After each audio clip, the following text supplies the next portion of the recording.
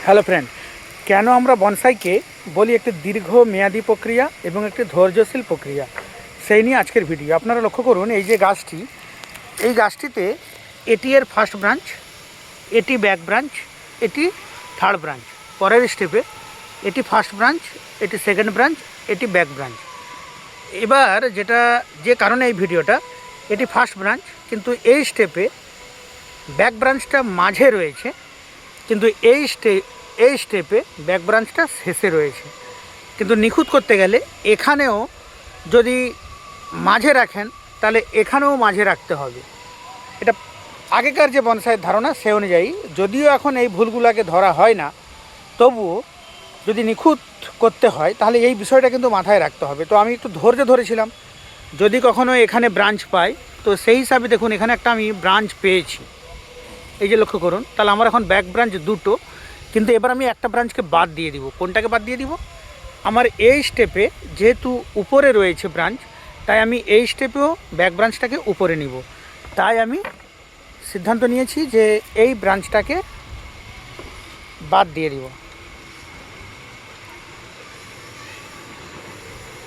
এই জন্যেই বনসাইকে বলা হয় একটি দীর্ঘমেয়াদী প্রক্রিয়া।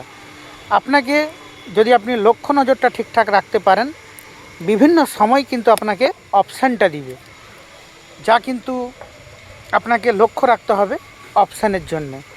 যদি ঠিকঠাকভাবে আপনি লক্ষ্য রাখেন এবং যত্ন করে যান, তাহলে অপশান আপনাকে দিতে বাধ্য। সেই হিসাবেই আমি কিন্তু এখানে অপশানটা পেয়ে গেলাম, এবং পেয়ে যাওয়ার কারণেই কিন্তু আমি ওই ব্রাঞ্চটাকে বাদ দিয়ে দিলাম, যাতে আমার বনসাইটা দেখতে আরও সুন্দর হয় এবং আরও পারফেক্ট ও আরও নিখুঁত হয়।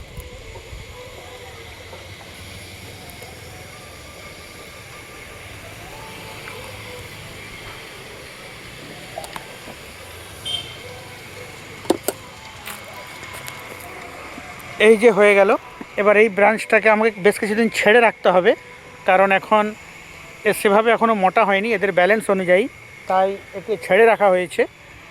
তো এটি একটি সুন্দরবন অঞ্চলের বিখ্যাত উদ্ভিদ গেওয়া, সেই গাছের বনসাই। তো এই ছিল আজকের ছোট্ট ভিডিও। এই ধরনের আরও টিপস পেতে আমার সঙ্গে জুড়ে থাকুন। সবাই খুব ভালো থাকুন। বনসাই শিক্ষার আলো আরও ছড়িয়ে পড়ুক, এই আশা, এই আকাঙ্ক্ষা।